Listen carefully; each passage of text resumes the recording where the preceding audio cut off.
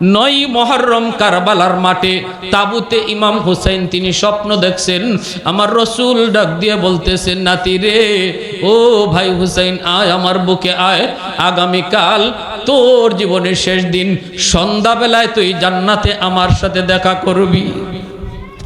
ইমাম হুসাইন বোনকে জড়ায় কই, বোন কানবি না, কানবি না, কারবালা আমার নানা এই কারবালার কুতে আমারে কইছে, মনে হয় আজকের দিনটি আমার শেষ দিন।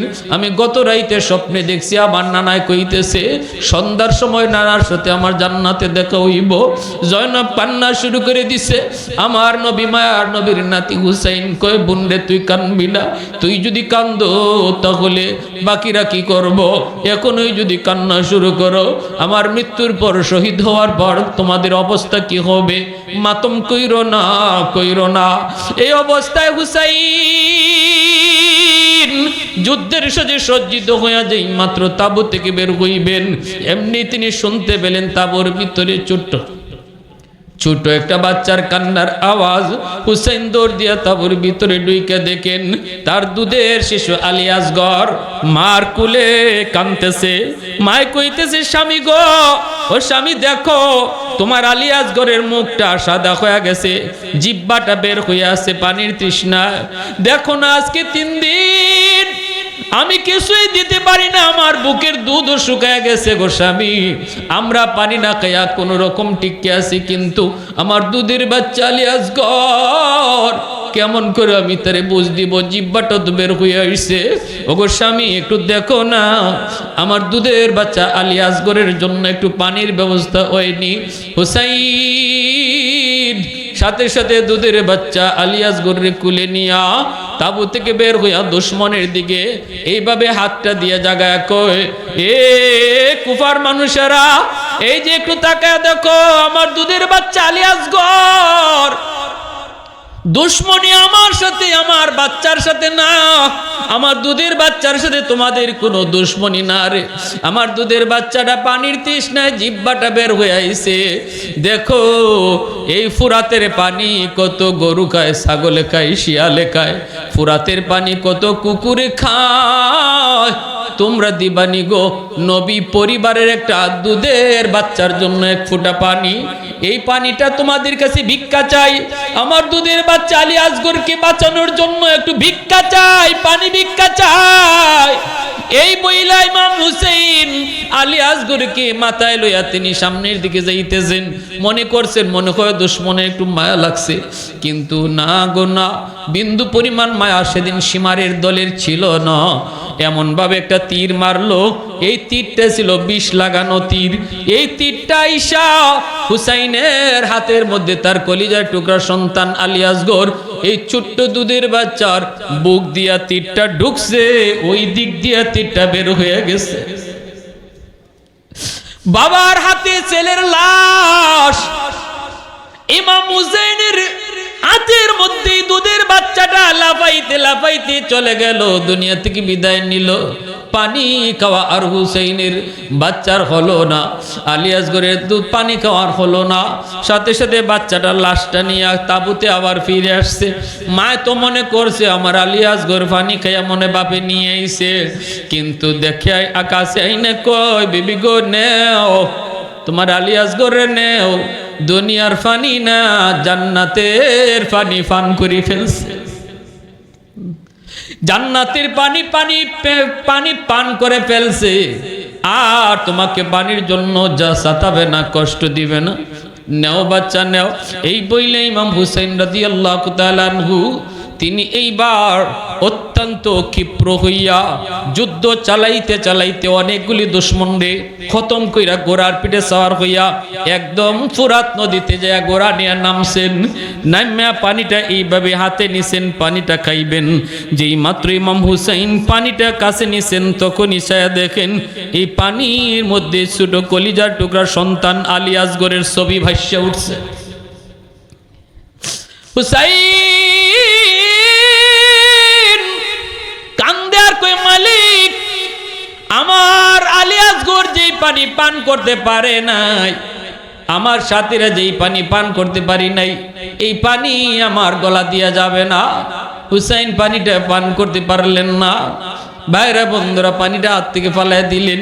মুহূর্তের ভিতরে বৃষ্টির মতো তীর আসা শুরু হইল। ইমাম হুসাইন তিনি সাথে সাথে নামাজে দাঁড়ায় গেলেন, ফুরাতের পরে নামাজে দাঁড়ায় গেলেন। দুশ্মন ওনার চতুর্দিক দিয়ে ঘেরাও করে ফেলল। তীর আর বললম শরীরের মধ্যে পড়তেছে। হুসাইন শুধু ডাক দিয়া কই, একটু হিসাব হবে, তোদের সাথে আমার হিসাব হবে কিয়ামতের ময়দানে আমার নানা জানের সামনে। সাজদায় যাবেন, সীমার কয় হুসাইনের মাথাটা কেডায় কাটবা? একজন সেনায় কয় সম্ভব না, আমাদের পক্ষে সম্ভব না। সীমারে কয় মাথাটা কাটটা আমাদের সেনাপতি ইয়াজিদের কাছে নিয়ে দেওয়া লাগবে। কেউ সাহস করে না। সীমার কয় কামটা আমি করবো। ইমাম হুসেন যখন নামাজের সেজদায় গেছেন তখন সীমার ইমাম হুসেনের কল্লাটা আলোক করে ফেলছে। নাউজুবিল্লাহ। এই কল্লাটা আলোক কইরা কল্লাটা লইয়া সে চলে যাইতেছে উবাইদুল্লাহ বিন জিয়াদের কাছে। বাইরা বন্ধুরা, ওরে যুবক, ইমাম হুসেন রাদিয়াল্লাহু তাআলা আনহুর কল্লা নিয়ে গেল উবাইদুল্লাহর কাছে। উবাইদুল্লাহ কল্লা পাঠাইল ইয়াজিদের কাছে। ইয়াজিদ কল্লা দেখলো, কল্লা দেইকা সে বলছিল আমি তো হত্যা করতে বলি নাই, হত্যা তোমরা কেন করছো? এই কথাটা সঠিক, কিন্তু এই এতটুকু বলার দ্বারা ইয়াজিদ কখনো নিরপরাধ হয় না। কারণ ইমাম হুসাইন এবং তার পরিবারকে যারা হত্যা করলো এদের বিচার কেন ইয়াজিদে করলো না? যদি বিচার করত তাহলে ইয়াজিদকে আমরা নির্দোষ বলতাম। যেহেতু বিচার করে নাই, খুনি বুক ফুলায় হাঁটছে, তাহলে বোঝা গেল ভিতরে ভিতরে খুন করার নির্দেশটা ইয়াজিদের ছিল। না না, কারবালা মানে হাচ্চন হুচ্চন কইয়া কান্নাকাটি করার নাম নয়। কারবালার ইতিহাস যদি তুমি স্মরণ করে যুবক, সেখান থেকে তুমি যা পাইবা সেটা হলো মুসলমান কখনো বাতিলের সামনে মাথা নত করে না। মুসলমান মনে করে দুনিয়াতে আইসি একদিন, যাব একদিন। মুসলমান মনে করে যদি হকের পক্ষে সত্যের পক্ষে জীবন দিতে হয় জীবন দিব, তবু মিথ্যার সামনে মাথা নত করব না। এই শিক্ষা হলো কারবালার শিক্ষা। ঠিক কিনা জোরে কও। ভাইরা বন্ধুরা, আল্লাহ নবীর কলিজা টুকরা নাতি হাসান হুসাইন মায়ার নবীর কাঁধে উঠতেন, নবীজি আদর করতেন। মসজিদে নামাজে যখন নবীজি সাজদার মধ্যে চলে যাইতেন, সাহাবায়ে কেরাম তারা দেখতেন হাসান হুসাইন নবীজির কাঁধের মধ্যে উঠে যাইতেন। নবীজি সাজদা, তখন হাসান হুসাইন নবীর কাঁধে উঠছেন। আল্লাহ নবী তাদেরকে ধমক দিতেন না, মারতেন না, গালমন্দ করতেন না। একদিন হাসান হুসাইন কয়, নানা গো, বন্ধুরা বন্ধুরা কিভাবে তো আমরা দেখি ওরা সুন্দর করে তো অনেকেই ঘোড়া দৌড়ায়, আমাদেরও ঘোড়া দৌড়াতে মন চায়। রসুল কয়, আমি ঘোড়া কিনা দিমু কোত্থেকে? গরিব মানুষ। তবে দুনিয়ার ঘোড়ার চেয়ে যদি উত্তম ঘোড়া আমি তোমাদেরকে দেই তাহলে তোমরা খুশি হবানি। হাসান হুসাইন কয়, না না, দুনিয়ার ঘোড়ার চেয়ে যদি উত্তম ঘোড়া আপনি দেন অবশ্যই আমরা খুশি হব। আল্লাহ নবী নিজেই তখন মসজিদের ভিতরে দুই পা আর দুই হাতটা মসজিদের ভিতরে দিয়া নবীজি নিজে ঘোড়া হইয়া হাসান হুসাইনকে নিজের পিঠে উঠায় দিছে। হাসান হুসাইন কই, না না, ঘোড়ার তো লাগাম থাকে, আমাদের ঘোড়ার লাগাম কই? ঘোড়া তো ডানে বামে নেওয়া যায়, কিন্তু আমরা আমাদের ঘোড়ারে কেমনে কোন দিকে নিব? আল্লাহ নবীর চুল ছিল লম্বা চুল, নবীজি চুলটা ধরে বলেন, বাইরে এই যে তোমাদের ঘোড়ার লাগাম। আল্লাহু আকবার। ডান দিকে আমারে নিতে চাও, আমার ডান কানে টান দিবা, ডান দিকে আমি তোমাদের নিয়ে যাব। বাম দিকে নিতে চাও, আমার বাম কানে টান দিবা, বাম দিকে আমি তোমাদের নিয়ে যাব। একটু আওয়াজ দেওয়া যায় না? আল্লাহু আকবার। মুসলমানের আওয়াজে আল্লাহু আকবার। হযরত ওমর ফারুক রাদিয়াল্লাহু তাআলা আনহু মসজিদের ভিতরে ঢুকলেন। আল্লাহ নবী ঘোড়া, হাসান হুসাইন নবীকে ঘোড়া দৌড়ায়, হযরত ওমর এই দৃশ্যটা দেখা মাত্রই ওমর বলতেছে, হাসান হুসাইন রে, তোমাদের ঘোড়াটা কত দামি, দুনিয়াতে এত দামি ঘোড়া হয় না।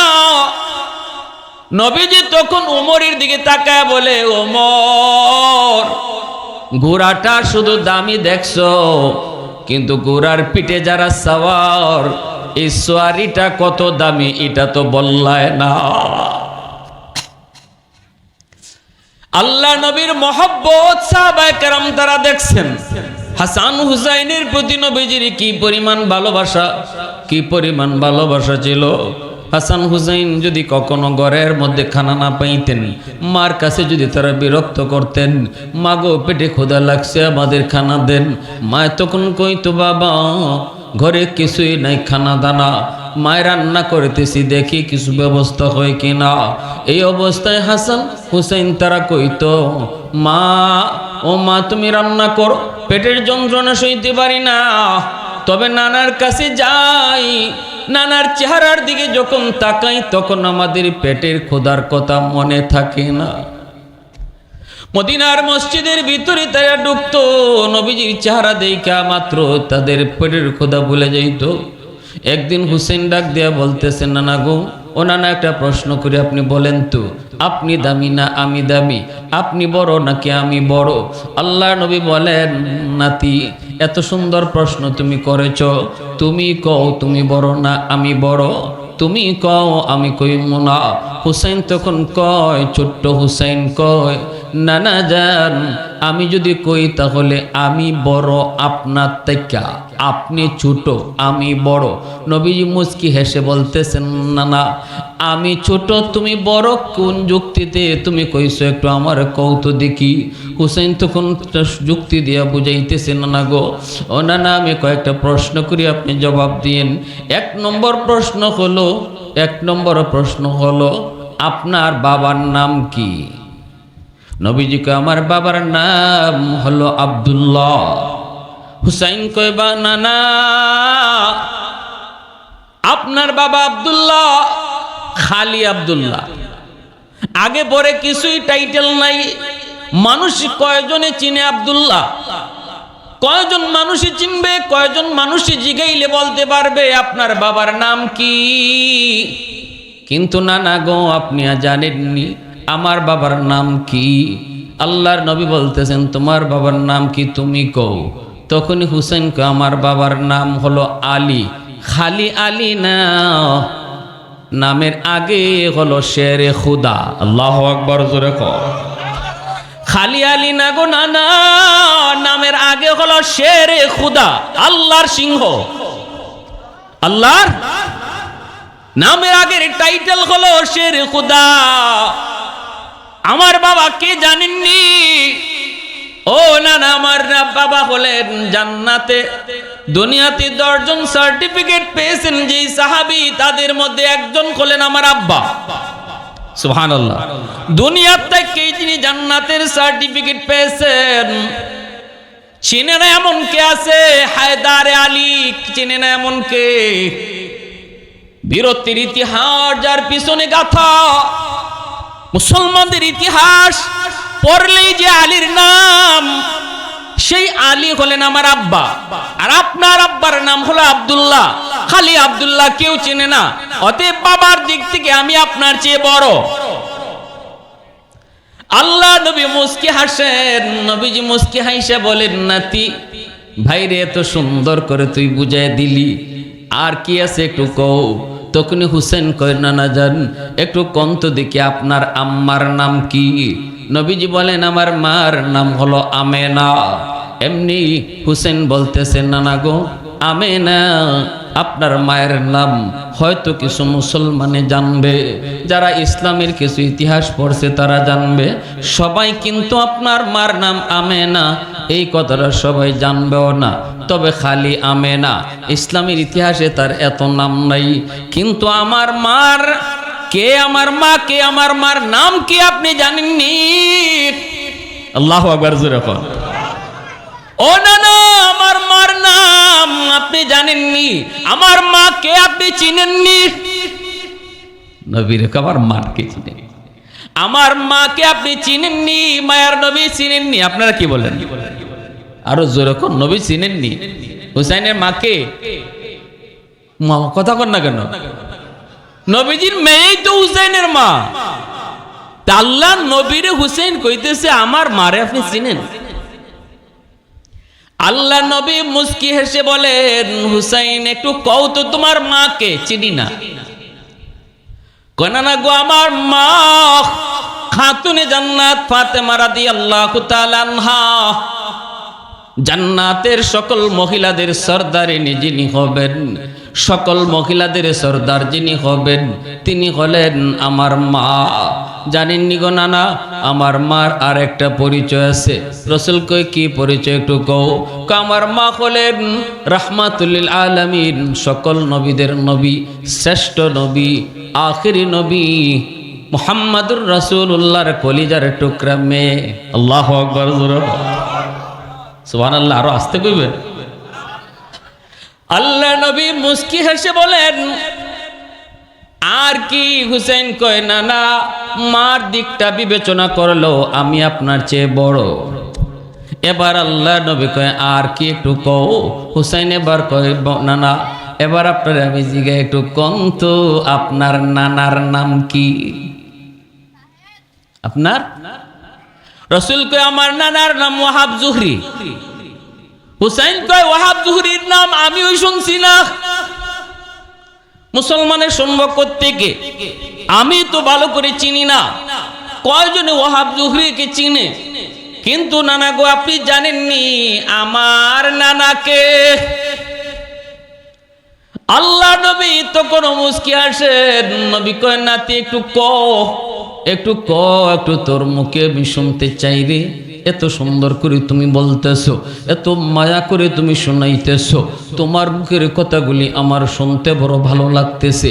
হুসাইন তখন বলতেছে নানা গো, ও নানা জানেননি আমার নানা কি?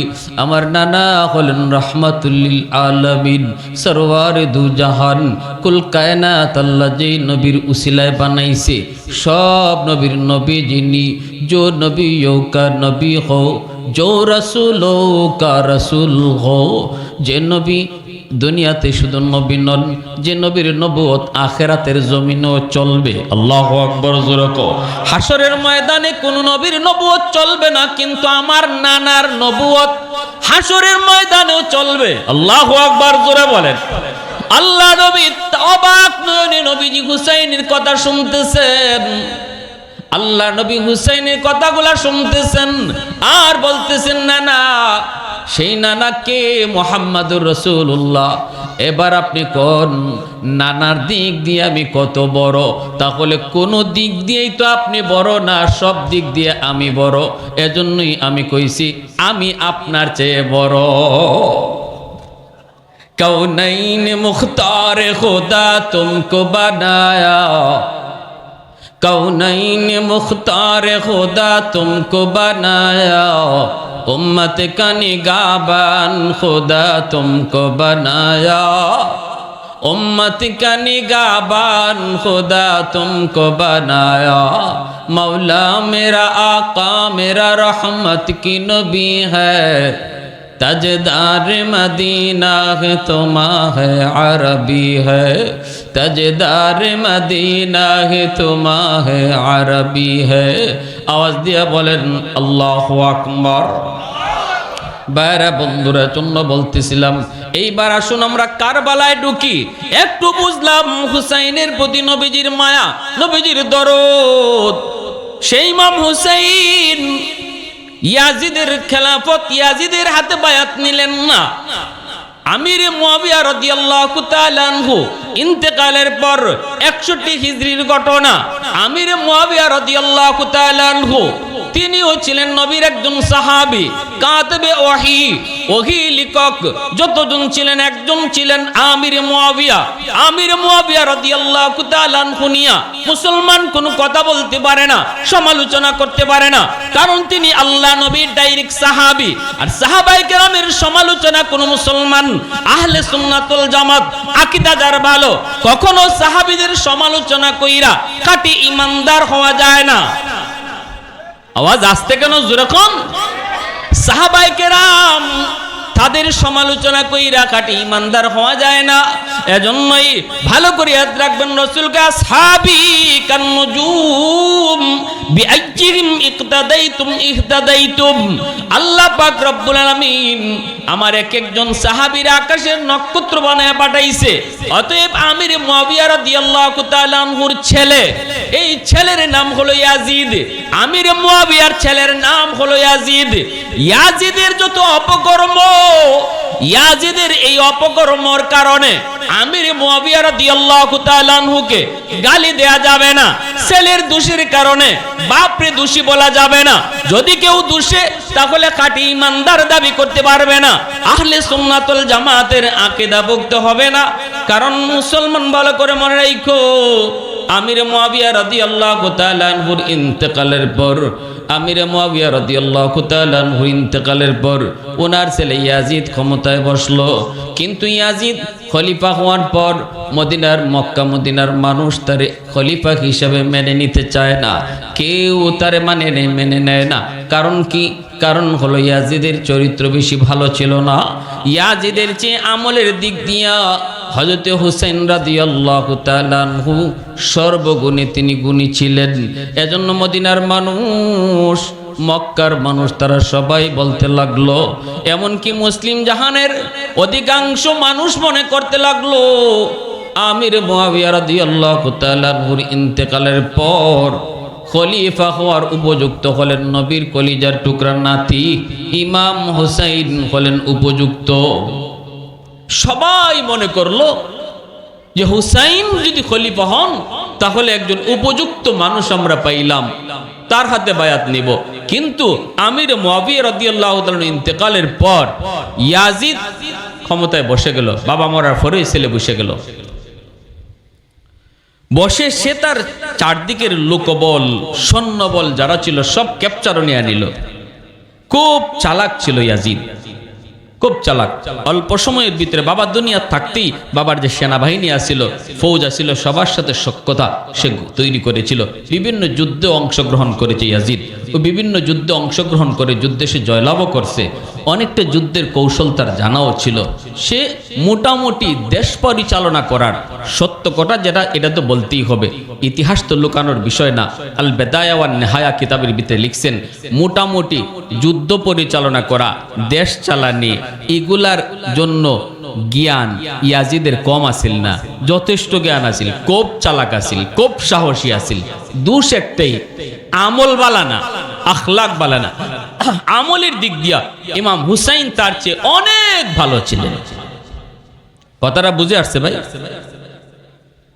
আমার ভাইরা, বন্ধুরা, যুবক, এইবার একটু মন দিয়ে কথাগুলো বোঝার চেষ্টা করেন। হুসাইন ইয়াজিদের হাতে বায়াত নেন না।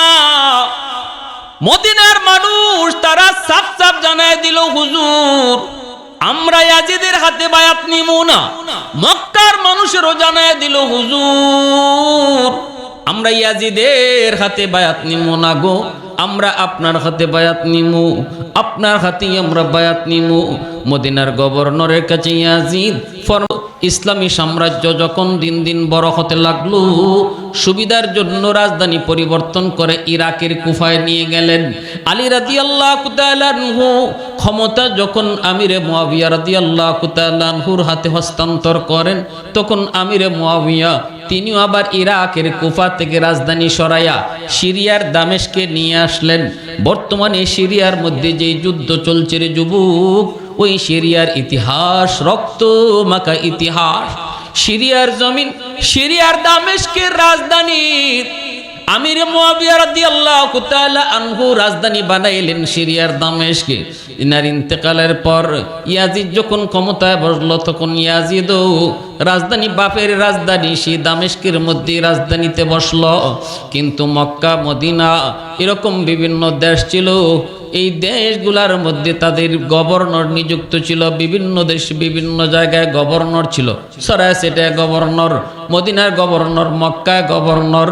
মদিনার গভর্নর মক্কার গভর্নরের কাছে ইয়াজিদ খবর পাঠাইল, মদিনার মানুষকে কও আমার হাতে যেন তারা বায়াত নেয়, মক্কার মানুষকে কও আমার হাতে যেন বায়াত নেয়।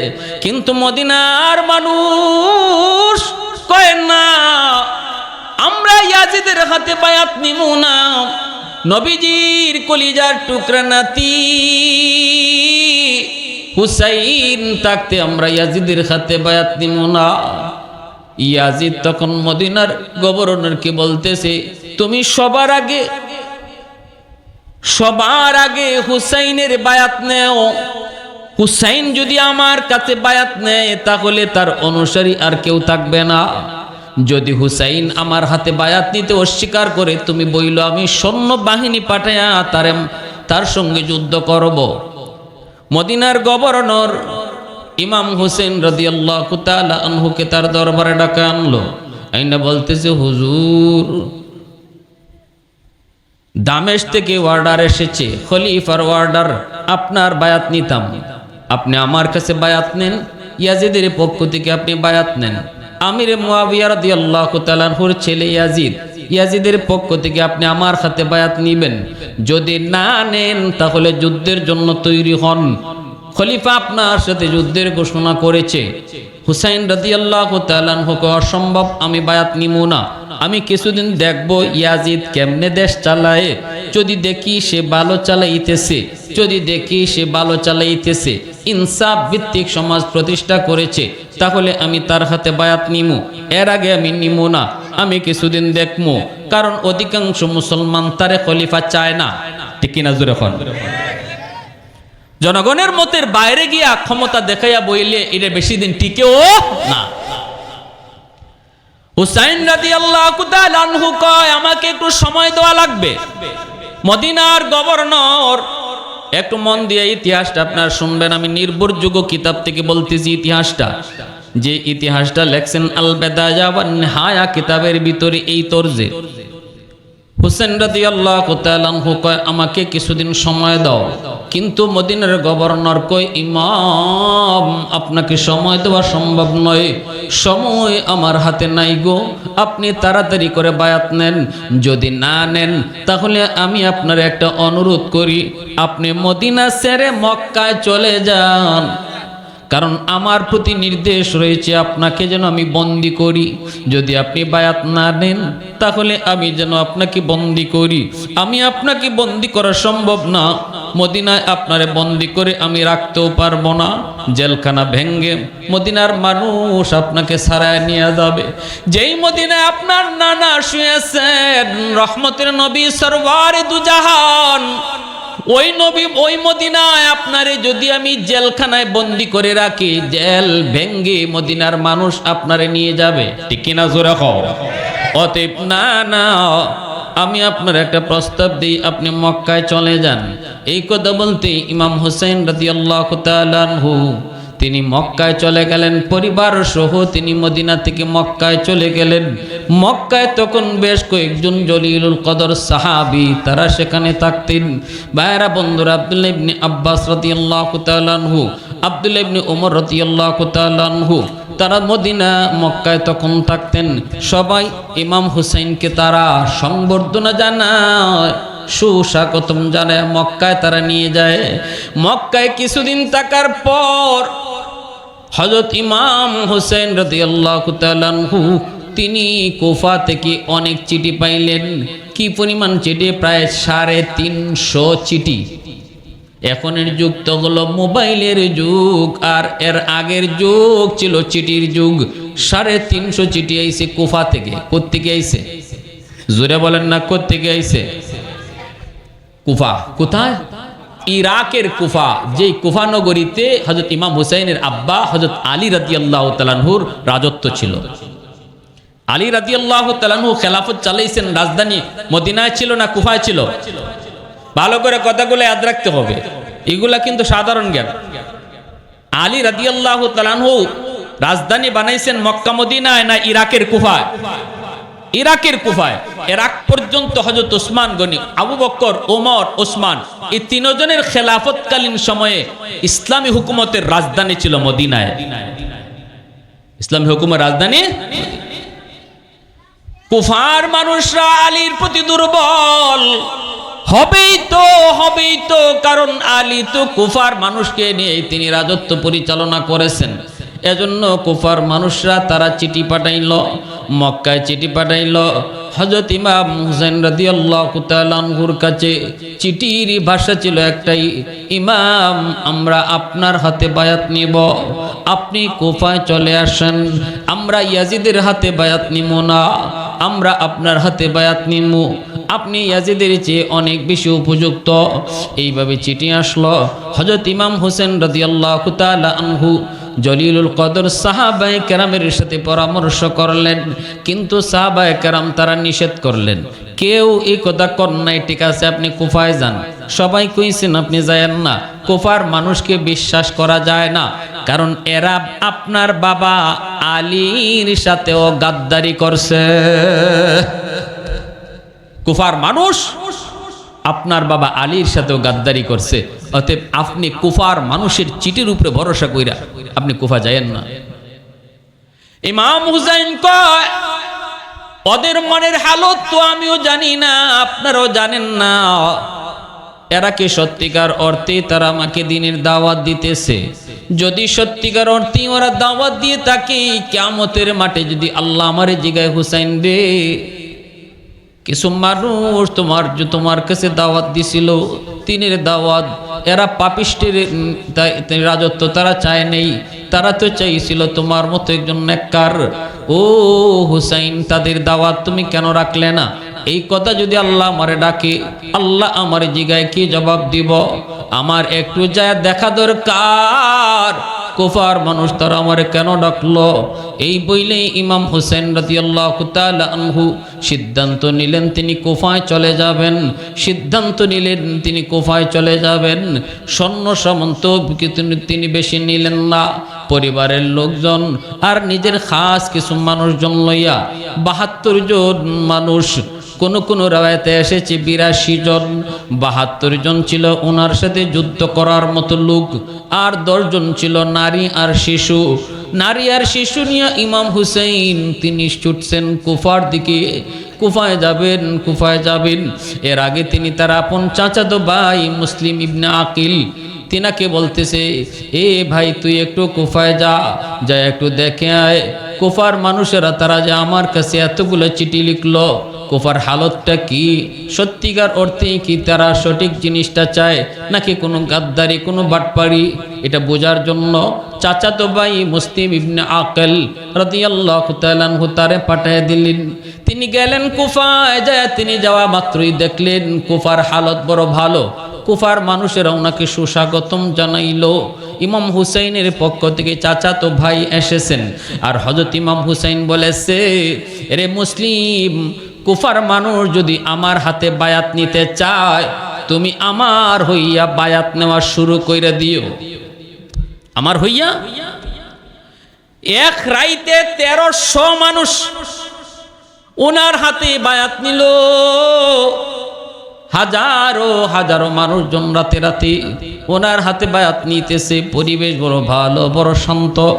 মুসলিম ইবনে আকিল তিনি চিঠি লিখলেন, ভাইয়া আপনি দ্রুত কুফায় চলে আসেন, কুফার মানুষ আপনাকে সত্যিকার ভাবেই তারা চায়, পরিবেশ অনেক ভালো। এই চিঠি লিখছেন, চিঠি আইসে ইমাম হুসাইনের কাছে পৌঁছলো। চিঠি নিয়ে আসলো ঘোড়সওয়ার দ্বারা চিঠি পৌঁছানো হইতো। চিঠিটা পাইয়েই ইমাম হুসাইন রাদিয়াল্লাহু তাআলা আনহু আর দেরি করলেন না। সন্তান বিবি বাচ্চা লইয়া, সঙ্গী সাথীদের লইয়া তিনি ছুটলেন কোথায়? কই ইরাকের কুফায়। যাবেন তো যাবেন, রওনা দিয়া দিছেন। এই খবর ইয়াজিদের কাছে পৌঁছে গেল। ইয়াজিদ এই খবর পাওয়া মাত্রই তার একটা প্রভাবশালী, খুব ক্ষমতাবান, দুর্ধর্ষ একটা গভর্নর ছিল, নাম উবাইদুল্লাহ ইবনে জিয়াদ। ওই উবাইদুল্লাহ ইবনে জিয়াদকে ইয়াজিদ বলতেছে, এ উবাইদুল্লাহ, তুই দ্রুত কুফায় যা। কুফার যে মানুষগুলা হুসাইনের চাচাতো ভাই মুসলিম ইবনে আকিলের হাতে হাত রেখে বায়াত নিয়েছে, ওদেরকে যাইয়ে তুই দইরা জবাই করবি, এদেরকে তুই হত্যা করবি। আর হুসাইন রওনা দিয়া দিছে কুফায় আসার জন্য। আমার ওয়ার্ডার হলো হুসাইন যেন কোনোভাবেই কুফায় ঢুকতে না পারে, এই ওয়ার্ডার তুই অক্ষরে অক্ষরে পালন করবি।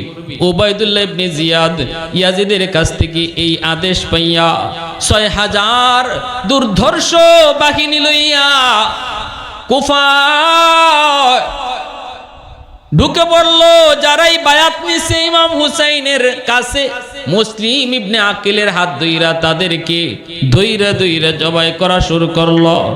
যেই মাত্র উবাইদুল্লাহ ইবনে জিয়াদ বাহিনী লইয়া সে কুফায় ঢুকছে, সাথে সাথে কুফার যে ১৩,০০০ মানুষ তারা বায়াত নিয়েছিল, মুহূর্তের ভিতরেই তারা পল্টি নিল। উবাইদুল্লাহ বিন জিয়াদের বাহিনী দেইখা যুবক কেউ আর হুসাইনের দলে নাই, সবাই মুহূর্তের ভিতরে ইয়াজিদের পক্ষ লয়া নিল।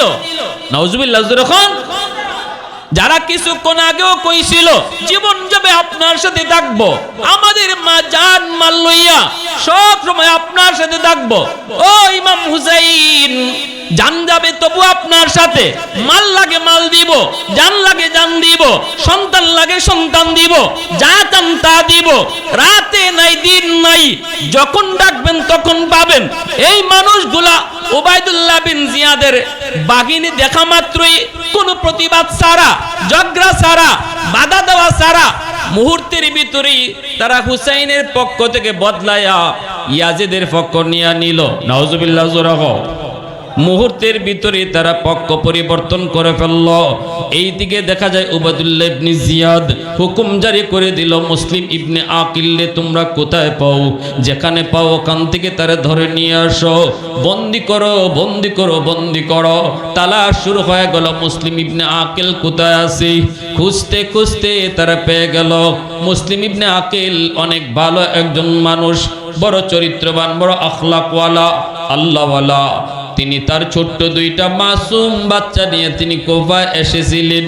এই কুফার হালত রাইতে রাইতে এমনটা পরিবর্তন হয়ে যাবে মুসলিম ইবনে আকিল কোনোদিন কল্পনা করতে পারেন নাই। একটা ঘরের মধ্যে তিনি লুকায় ছিলেন, কিন্তু ইয়াজিদের বাহিনী, উবাইদুল্লাহ বিন জিয়াদের বাহিনী তারা খুঁজে খুঁজে মুসলিম ইবনে আকিলকে তারা গ্রেফতার করে ফেলল, ধরে নিয়ে আসলো। ওনার চোখের সামনে ওনার নিষ্পাপ দুইটা সন্তান রে, মুসলিম ইবনে আকিলের নিষ্পাপ দুইটা বাচ্চারে ইয়াজিদের বাহিনী তারা প্রথম হত্যা করলো। এরপরে মুসলিম ইবনে আকিলকে যখন হত্যা করবে তখন বলছে, তোর মনের কোনো ইচ্ছা আছে নি ক? মুসলিম ইবনে আকিল কয়, আমার মনের শেষ ইচ্ছাটা হলো আমি আমার ভাইয়া ইমাম হুসাইনকে চিঠি দিয়ে কইছিলাম তোরা ভালা, কুফার মানুষগুলি অনেক ভালো, আমার ভাই আমার কথা শুনে রওনা দিয়া দিছি, হয়তো রওনা দিয়া দিছি, আমার জীবনের শেষ ইচ্ছাটা হলো আমারে আরেকটা চিঠি তুমি পাঠাইবার সুযোগ দিবা নি গো। এই চিঠিটা আমি ভাইয়ার কাছে দিমু আর কইমু, ভাইয়া আপনি কুফায় আইসেন না, কুফার মানুষ বড় খারাপ, এরা প্রথম দিন আপনার পক্ষ নিছে, এখন আপনার পক্ষে কেউ নাই, অতএব আপনি কুফায় আইসেন না। এমন একটা চিঠি আমি আমার ভাইয়ের কাছে দিতে চাই, আমার জীবনের শেষ ইচ্ছা, যদি আপনি সুযোগটা দেন। এই কথা বলতে উবাইদুল্লাহ বিন জিয়াদ কয়, ঠিক আছে তোমার এই সুযোগ দিলাম। চিঠিটা নিয়ে তিনি লিখছেন, ভাইয়া আপনি কুফায় আইসেন না গো, কুফার মানুষ বড় খারাপ, এরা আমার সন্তানগুলারে হত্যা করছে, আমার নিষ্পাপ অবুঝ দুইটা শিশু সন্তানরে হত্যা করছে, আমারও এখন হত্যা করবে, ভাইয়া আপনি কুফায় আইসেন না। এই চিঠিটা একজন লোকের মারফতে তিনি পাঠাইছেন।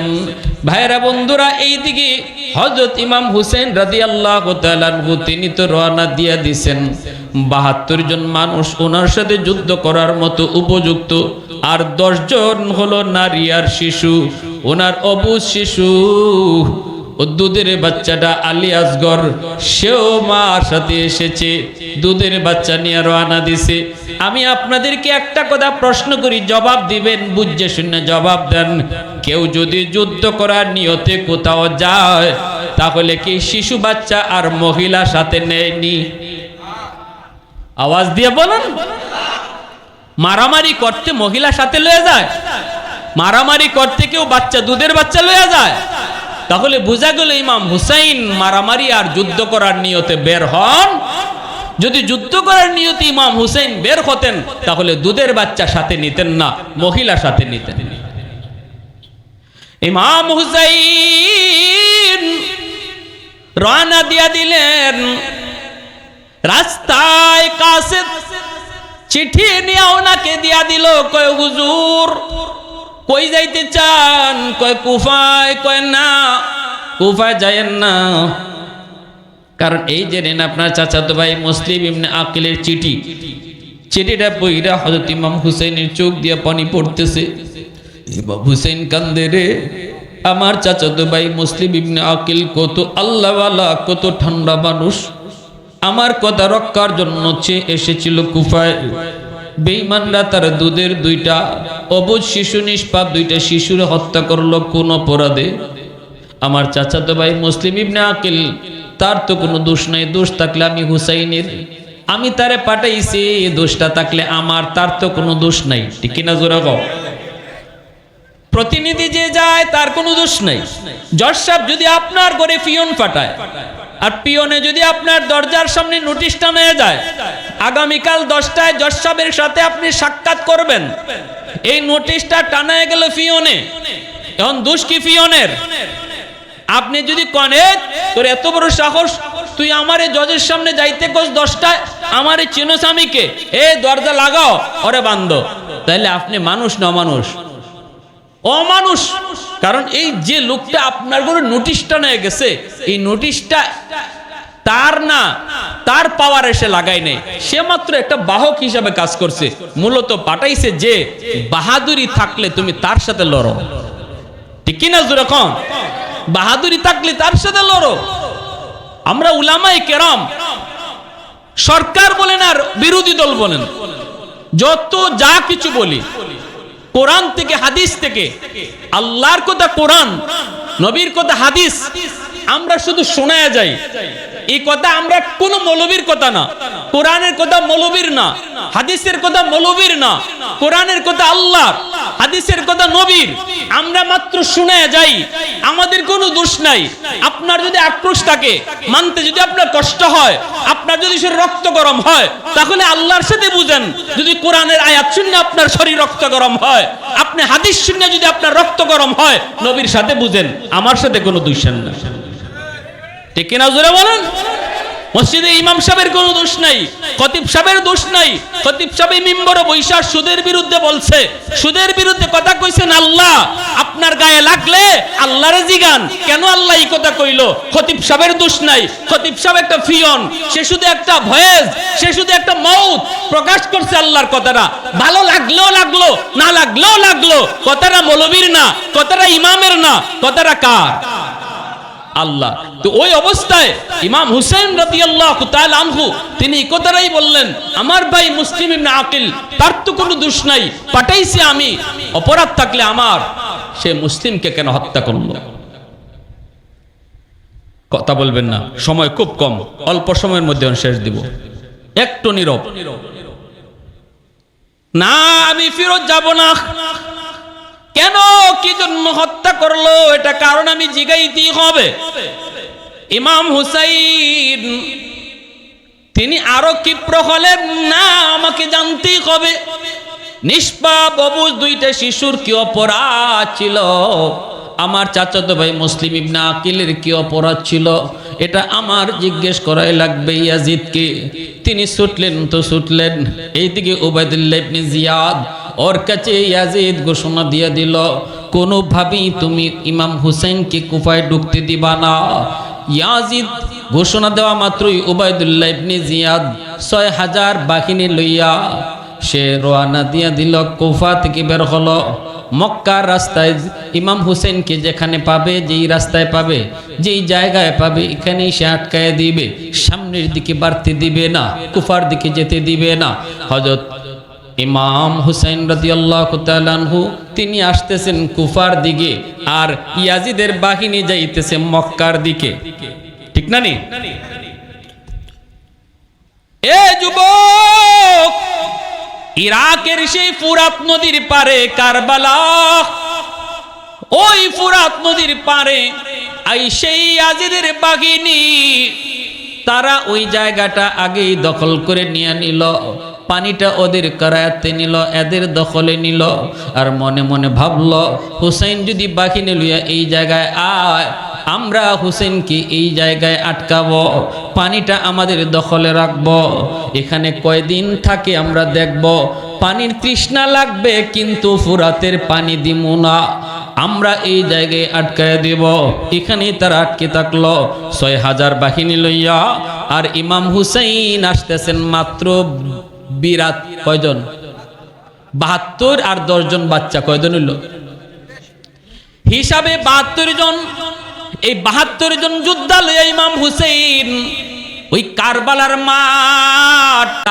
মাঠে আইসা তিনি আইসা দেখেন তারা পথ আটকায় দিল। ও হুসাইন, সামনের দিকে যাইতে পারবা না, ইয়াজিদের নির্দেশ, কুফায় তোমাকে যাইতে দেওয়া হবে না, এখানেই তোমাকে আটকায় দেওয়া হবে। কেন, কি জন্য? কই কোনো কারণ নাই, কোনো কেন নাই, এখানেই তোমাকে আটকায় দেওয়া হবে। বাহিনী পাঠাইছে কেডায়? কয় উবাইদুল্লাহ ইবনে জিয়াদ। কে সে? কই কুফার গভর্নর। তোমাদের সেনাপতি কেটা? কয় হুর। হুর হলো সেনাপতি, ৬ জন সেই বাহিনীর সেনাপতির নাম হলো হুর, অনেক বড় একজন বীর যোদ্ধা। ভাইরা বন্ধুরা, হুর ডাক দিয়ে বলতেছে আপনারে আমরা কুফায় যেতে দিব না, এই জায়গায় আপনি থেমে যান, আপনি আমাদের খলিফারে মেনে নেন, ইয়াজিদকে আপনি মেনে নেন, নাইলে কিন্তু অসুবিধা আছে। ইমাম হুসাইন কয় না, আমি তার হাতে বায়াত নিব না, যদি তোমরা আমার সাথে যুদ্ধ করতে চাও, আমি যুদ্ধ করার জন্য আসি নাই গো, আমি তো যুদ্ধ করার নিয়তে বের হই নাই, আমি যুদ্ধ চাই না, আমাকে তোমরা তাহলে আবার মক্কায় ফেরত দাও, ফেরত যেতে দাও, আমি তো বুঝি নাই তোমরা যুদ্ধ করবে আমার সাথে, আমি তো চাইছিলাম ইয়াজিদের সাথে কথা বলবো, হয় তোমরা আমাকে ইয়াজিদের সাথে কথা বলার সুযোগ তৈরি করে দাও, নতুবা আমাকে তোমরা আবার মক্কায় ফেরত পাঠাও, যদি তা না করো কোনো একটা সীমান্তে আমারে পাঠায় দাও, আমার সীমান্তে পাঠায় দাও, ওই সীমান্তে যে আমি অমুসলমানদের সাথে যুদ্ধ করব, আমার হাত যদি রক্তে লাল হয়, কোন মুসলমানের রক্তে আমার হাত লাল করতে চাই না, অমুসলমানের রক্ত যেন আমার হাত লাল হয়। এই ৩টা প্রস্তাব দিলেন ইমাম হুসাইন। কয়টা প্রস্তাব দিলেন একটু আওয়াজ দিয়া বলেন, একটু আওয়াজ দিয়া বলেন কয়টা? ১ নাম্বার হলো ইয়াজিদের সাথে আমারে বসতে দাও, ইয়াজিদের সাথে, যদি ইয়াজিদের সাথে বসতে দাও, যদি তা না করো আমাকে মক্কায় ফেরত যাইতে দাও, তাও যদি না করো তাহলে আমাকে সীমান্তে কোথাও তোমরা পাঠায় দাও, আমি সীমান্তে অমুসলমানের সাথে যুদ্ধ করব। এই অবস্থায় এই ৩টা প্রস্তাব হুর সেনাপতি পাঠাইল উবাইদুল্লাহ ইবনে জিয়াদের কাছে। উবাইদুল্লাহ ইবনে জিয়াদ সে তো যুদ্ধের ময়দানে আসে নাই, কুফায় বসে আছে গভর্নরের পদে। বাহিনী পাঠাইছে, বাহিনী ৬০০০ বাহিনী, সেনাপতি হুর। এই সেনাপতি হুর একটা চিঠি পাঠাইছে, ইমাম হুসাইন ৩টা প্রস্তাব দিছে। এই ৩টা প্রস্তাব লইয়া উবাইদুল্লাহ ইবনে জিয়াদ কুফার গভর্নর ওর কাছে এই চিঠিটা নিয়ে যে গেছে, এর নাম হইল সীমার। এর নাম হইল কি? কথা বলে কেন এর ভাই? এগুলো ইতিহাস। ইতিহাস যদি আপনারা মনোযোগ না রাখেন তাইলে কিচ্ছু বুঝবেন না। এই তো সাধারণ ওয়াজ না, এটা সাধারণ নসিহত না, এটা হলো একটা ইতিহাস। ইতিহাসের ফার্স্ট টু লাস্ট আপনি যদি ইয়াদ না রাখেন, না বুঝেন, কিচ্ছুই বুঝবেন না। এজন্য কথা বললেন না, আমি চলে আসছি সংক্ষেপে বলতেছি, আর সংক্ষেপ হয় না, এতটা সংক্ষেপে আমি কারবালার ইতিহাস বলতেছি। তো এইদিকে ওই যে চিঠিটা নিয়ে গেল সীমার উবাইদুল্লাহ ইবনে জিয়াদের কাছে। আমার বাইরা বন্ধুরা, যুবক, উবাইদুল্লাহ ইবনে জিয়াদের কাছে যায় চিঠিটা দিল। উবাইদুল্লাহ চিঠিটা পইরা কোন হুসাইন তো ৩টা প্রস্তাবে সুন্দর প্রস্তাব দিয়েছে। এই কথাগুলা কিন্তু এখন যে কথাগুলা কইতেছি, এই কথাগুলা আমাদের বর্তমান বইয়ের মধ্যে নাই। কারবালার একটা ইতিহাস বিষাদ সিন্ধু একটা বই আছে না? হ্যাঁ, অধিকাংশ ভুল কথা, মিছা কথা, অতিরঞ্জিত কথা, অতিরঞ্জিত। কিন্তু এখন যে কথাটা কইতেছি এই কথাটা শুধুমাত্র আল বেদায়া ওয়ান নেহায়ার মধ্যে আসছে। উবাইদুল্লাহ ইবনে জিয়াদ কুফার গভর্নর বলতেছে হুসাইন কথাটা সঠিক কথা বলছে, 3টা প্রস্তাব দিয়েছেন। 3টা প্রস্তাবের ভিতরে একটা হলো ইয়াজিদের সাথে আমারে বসতে দাও, 2 নম্বর হলো মক্কায় ফেরত যাইতে দাও, 3 নম্বর হলো আমারে সীমান্তে যেতে দাও। এবার উবাইদুল্লাহ কয় তাহলে আমরা এক কাম করি, হুসেনকে মক্কায় ফেরত যাইতে দিয়া দেই, তাহলে মারামারিও হইল না, রক্তপাত হইল না, কুফায় ঢুকলো না। খলিফার নির্দেশ, ইয়াজিদের নির্দেশ, কুফায় যেন হুসাইন ঢুকতে না পারে, ঢুকতেও পারল না, মক্কায় ফেরত আবার চলে গেল, রক্তপাত হইল না। এই প্রস্তাবটাই উবাইদুল্লাহ মেনে নিয়েছিল। কিন্তু তার পাশে ছিল বন্ধু সীমার পৃথিবীর ইতিহাসে সবচেয়ে নিকৃষ্ট একটা নাম, এই নামটা হলো সীমারের নাম। সীমার তখন কই দোস্ত, এ দোস্ত মক্কায় ফেরত যাইতে দিও না, কারণ হুসাইন যদি মক্কায় যায় গিয়া কিন্তু শক্তি যোগাইব, শক্তি লইয়া কিন্তু আক্রমণ করব। আবার সীমান্তেও তারে দিও না, সীমান্তে গেলে সেখানেও দেখা যাইব দল পাকাইব। অতএব আমাদের খলিফা ইয়াজিদের পথের কাটা হুসাইন, তারে এই সুযোগ, এখানেই তারে খতম করে দাও, এখানেই তারে খতম করে দাও। কিন্তু কুফার গভর্নর উবাইদুল্লাহ কয় দোস্ত এমন কথা তুই কেমনে কইলি? হুসাইন না নবীর নাতি, কেমনে তুই কোস তারে হত্যা করি?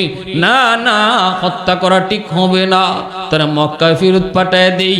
এই বইলা কুফার গভর্নর উবাইদুল্লাহ চিঠিটা লিখে দিছে, তুমি মক্কায় ফেরত যদি যেতে চাও তাহলে তুমি তারে ফেরত যাইতে দাও। চিঠিটা নিয়ে দিতে হবে কার কাছে? বাহিনী, তাদের প্রধান, বাহিনীর প্রধান হুরের কাছে নিয়ে চিঠিটা দিবে, উবাইদুল্লাহর চিঠি। কিন্তু মাঝখানে চিঠি বদলায় ফেলছে এই সীমারে, মাঝখানে চিঠি বদলাইছে কাটায়, সীমার চিঠিটা বদলায় ফেলছে। চিঠির মধ্যে আদেশ ছিল সেনাপতি যদি হুসাইন মক্কায় যেতে চায় তারে মক্কায় ফেরত যেতে দিও, আটকা লাভ নাই, তারে মক্কায় ফেরত যাইতে দিও। কিন্তু সীমার চিঠিটা বদলায় লেখছে সেনাপতি দেরি করবা না, হুসাইনের উপরে হামলা করো, এখানে হুসাইনকে খতম করো। নাউজুবিল্লাহ জোরে কও। চিঠিটা মুহূর্তের ভিতরে বদলায় সেনাপতি হুরের কাছে দিয়া দিল। হুর চিঠিটা পাইয়া তখন মাথায় আসমান ভেঙে পড়লো, হুর চিন্তায় পড়ে গেল। আওয়াজ দিয়ে বলতেছি, ও উবাইদুল্লাহ এটা তুমি কি ফরমান দিয়েছো রে? এশার নামাজটাও কারবালার ময়দানে ইমাম হুসাইনের পিছনে আমরা আদায় করেছি, হুসাইন ইমাম হইয়া নামাজ পড়াইছে, আমরা পিছনে মুক্তাদি হইয়া নামাজ পড়ছি। আগামীকাল সকাল বেলা কেমন করে হুসাইনকে আমরা হত্যা করি? নবী পরিবার, আল্লাহ নবীর কলিজার টুকরা নাতি, যার পিছনে কারবালার ময়দানও আমরা নামাজ আদায় করেছি, এই কথা বইলে হুরে কয় আমি পারবো না, আমি যুদ্ধ করতে পারবো না। এই মুহূর্তে আমি সেনাপতির দায়িত্ব থেকে বরখাস্ত হলাম, সেনাপতির দায়িত্ব থেকে আমি নেমে পড়লাম। সাথে সাথে সেনাপতির দায়িত্ব বাদ দিয়া ওই হুর কয় আমি আর ইয়াজিদের দলে নাই, যদি কারবালায় যুদ্ধ কইরা জীবন দিতে হয় তাহলে ইয়াজিদের পক্ষ লইয়া জীবন দিব না, বরং আমি নবীর নাতি হুসাইনের পক্ষ লইয়া জীবন দিব। আওয়াজ দিয়া কও না সুবহানাল্লাহ। মুসলমানের আওয়াজে আল্লাহু আকবার। এ যুবক একটু বলো, জীবন যদি দিতে হয় ফাসিক ফুজ্জার কাফির কুফারের জন্য নয়, জীবন যদি দিতে হয় ইসলামের জন্য, নবীর জন্য, কোরআনের জন্য, ঠিক কি না জোরে বলো? বাতিলের জন্য জীবন নয়। জীবন যদি দিতে হয়, রক্ত যদি দিতে হয়, এই রক্তের অনেক দাম। রক্তটা কিন্তু তোমার এরকম কম দামি না। রক্তটা যদি দিতেই হয় হিসাব করে রক্ত দিও, নেতা নেত্রীর জন্য নয়, দলের জন্য নয়। নেতা আজ আছে কাল নাই। তোমার আমার ছেলে ফেলে রে অস্ত্র হাতে দিয়া রাস্তায় নামাইয়া মাইর খাওয়ায়, খুন খারাপি করায়, আর বাংলাদেশের নেতা নিজে তার ফুলাফান রে আমেরিকা লন্ডনে পড়ালেখা করা। ঠিক কি না? জীবন যদি দিতে হয় তথাকথিত নেতার জন্য নয়, জীবন যদি দিতে হয় নবীর জন্য, আল্লাহর জন্য, কারা কারা তৈয়ার? হাত উঠে আল্লাহরে দেখাও। আল্লাহ তুমি কবুল করো, জোরে বলি আমিন। है जिंदा फ़क़त वहदत अफ़कार से मिल्लत, वहदत हो फदा जिससे ओ इल्हाम में इल्हाद, वहदत की हिफाजत नहीं बेक़ुव्वत बाज़ू, वहदत की हिफाजत नहीं बेक़ुव्वत बाज़ू, आती नहीं कुछ काम अक़्ल खुदा दाद, आती नहीं कुछ काम अक़्ल खुदा दाद, ऐ मर्द खुदा तुझको क़ुव्वत नहीं हासिल, जा बैठ किसी गार में अल्लाह को कर याद, ये सच है कि बातिल की तरफदार नहीं हम, गद्दार न समझो हमें गद्दार नहीं हम, गद्दार न समझो हमें गद्दार नहीं हम। সাথে সাথে সীমারে কয় তুমি যদি না পারো তাহলে তুমি চলে যাও। সেনাপতির দায়িত্ব নিয়ে নিছে সীমারে, নাউজুবিল্লাহ জোরে কোন, সেনাপতির দায়িত্ব নিয়ে নিছে সীমারে হামলা চালায়া দিল। ইমাম হুসেন রাদিয়াল্লাহু তাআলা আনহুর বাহিনীর উপরে হামলা, অতর্কিত হামলা চালায়া দিল।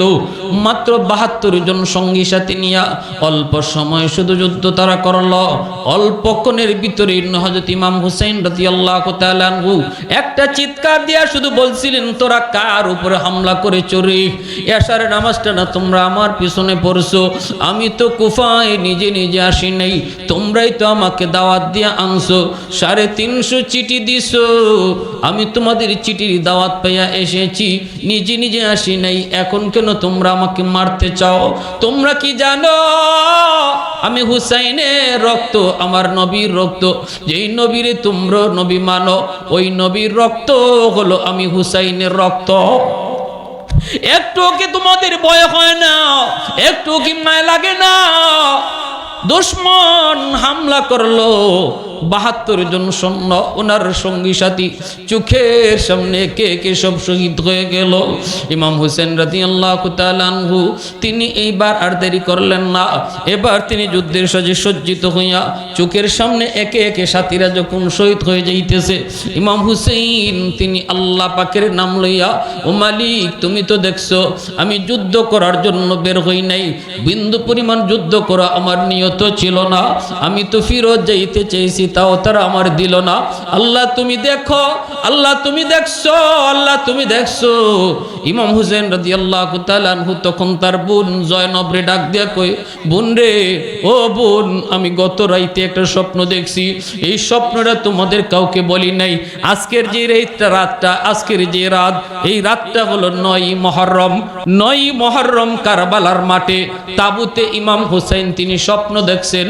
আমার রসুল ডাক দিয়ে বলতেছেন, নাতি রে, ও ভাই হুসাইন আয় আমার বুকে আয়, আগামীকাল তোর জীবনের শেষ দিন, সন্ধ্যাবেলায় তুই জান্নাতে আমার সাথে দেখা করবি।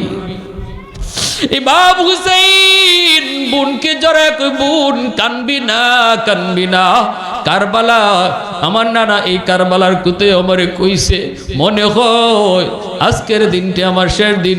আমি গত রাইতে স্বপ্নে দেখছি আমার নানায় কইতেছে সন্ধ্যার সময় নানার সাথে আমার জান্নাতে দেখা হইব। জয়নব কান্না শুরু করে দিছে। আমার নবী মায়ার নবীর নাতি হুসাইন কয়, বোন রে তুই কানবি না, তুই যদি কান্দো তাহলে বাকিরা কি করব? এখনই যদি কান্না শুরু করো, আমার মৃত্যুর পর শহীদ হওয়ার পর তোমাদের অবস্থা কি হবে? মাতম কইরো না, কইরো না। এই অবস্থায় হুসাইন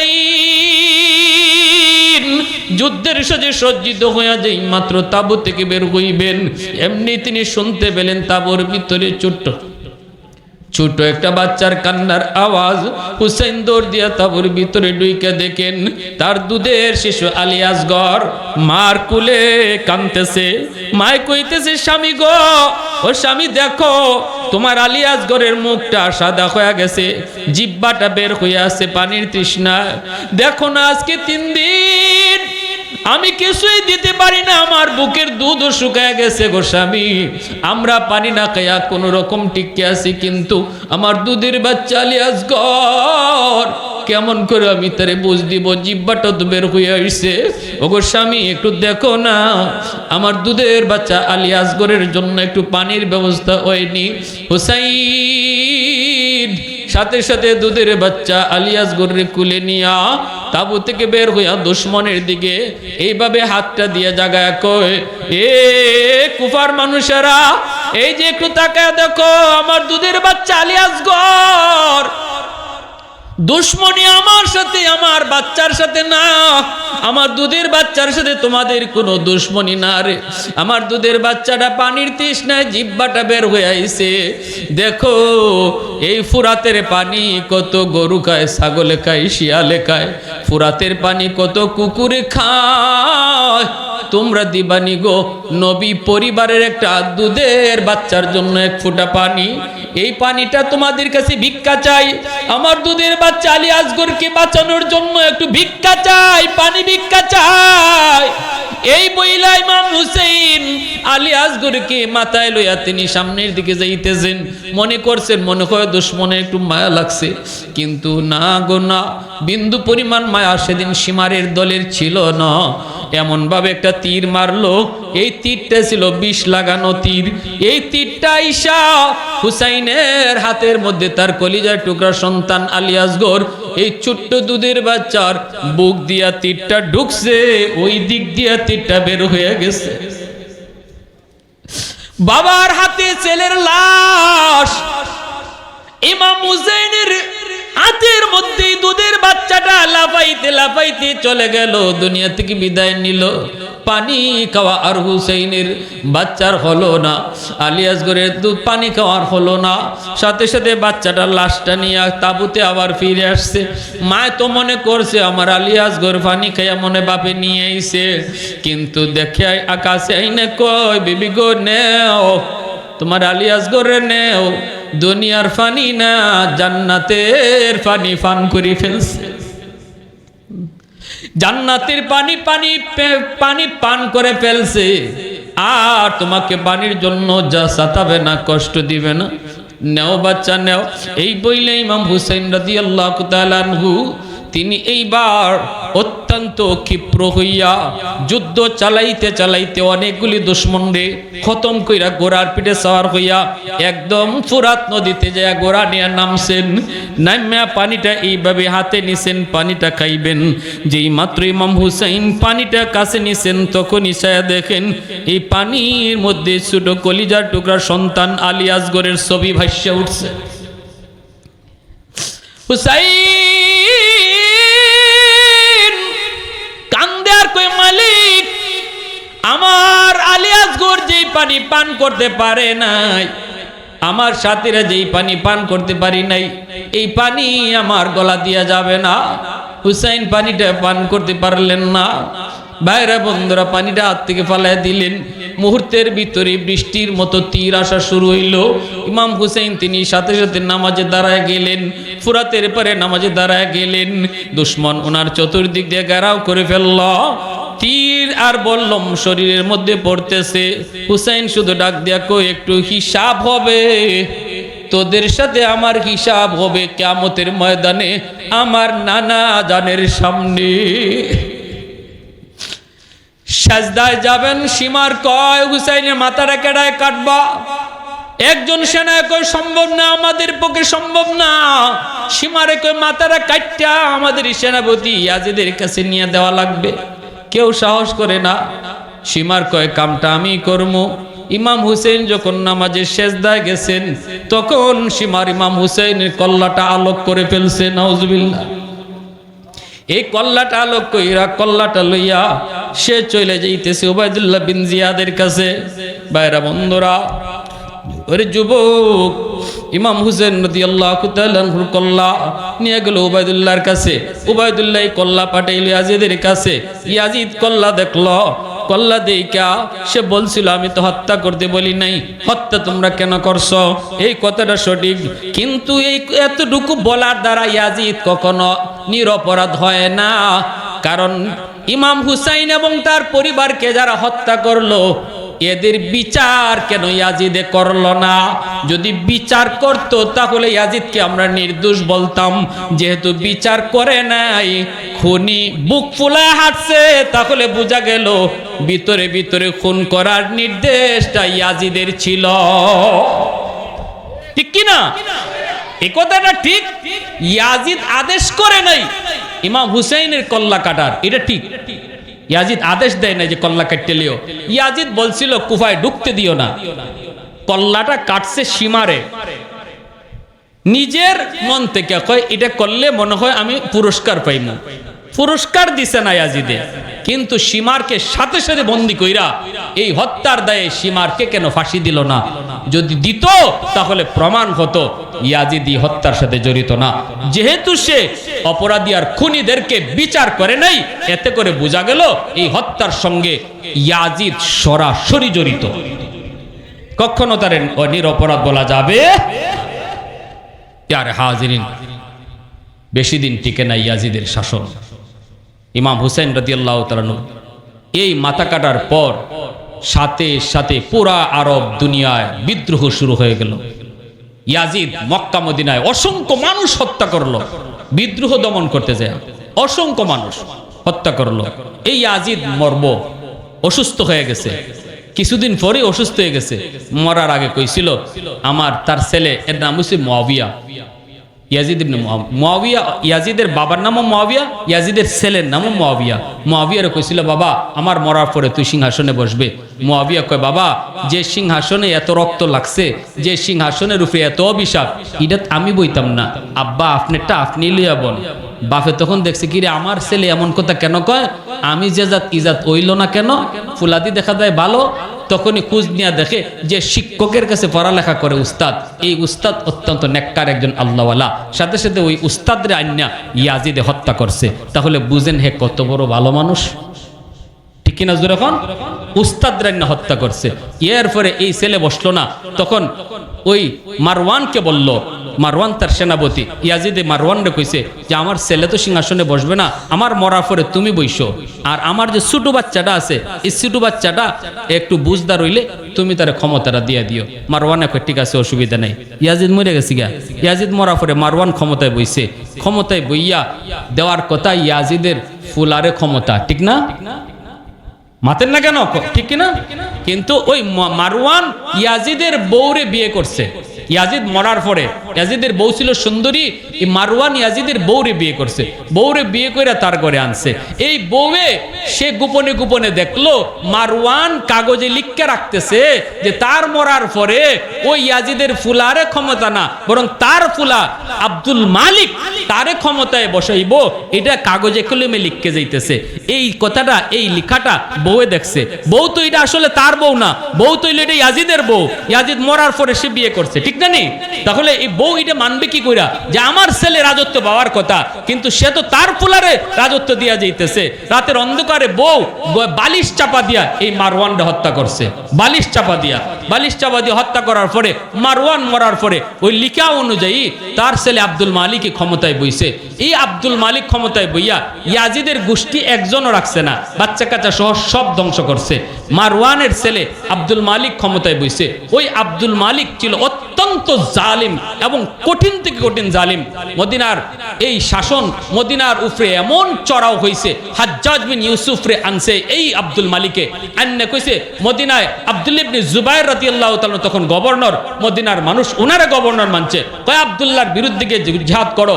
ওই হাজ্জাজ বিন ইউসুফ মদিনা আক্রমণ করছে। আক্রমণ করে একদিনে 16,000 মদিনার মানুষ হত্যা করছে। এর মধ্যে 1,000-এর মতো সাহাবী ছিলেন। মদিনার মসজিদে 3 দিন পর্যন্ত নামাজ হইছে না, 3 দিন মদিনার মসজিদে খালি গুড়া আটকায় রাখছে এই আব্দুল মালিকের বাহিনী, হাজ্জাজ বিন ইউসুফ। এত বড় জুলুম, কিন্তু আমরা দেখলাম কি এই জুলুম যারা করলো তাদের কোনো বংশই থাকলো, তার জন্য নবী পরিবার ধ্বংস করলো, তার বংশ ক্ষমতা ধরে রাখতে পারলো না, তার বংশর নির্বংশ করে দেওয়া হলো, ঠিক কিনা জোরে বলেন?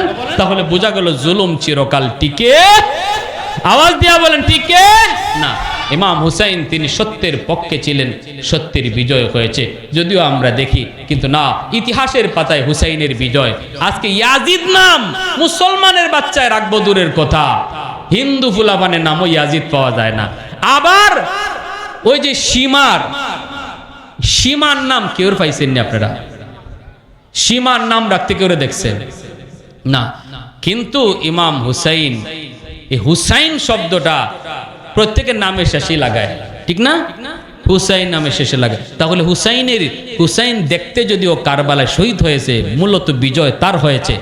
আর ইয়াজিদ দেখতে যদিও জয়ী হয়েছে, মূলত ইতিহাস এসে নিজে পরাজিত হয়েছে, ঠিক কিনা?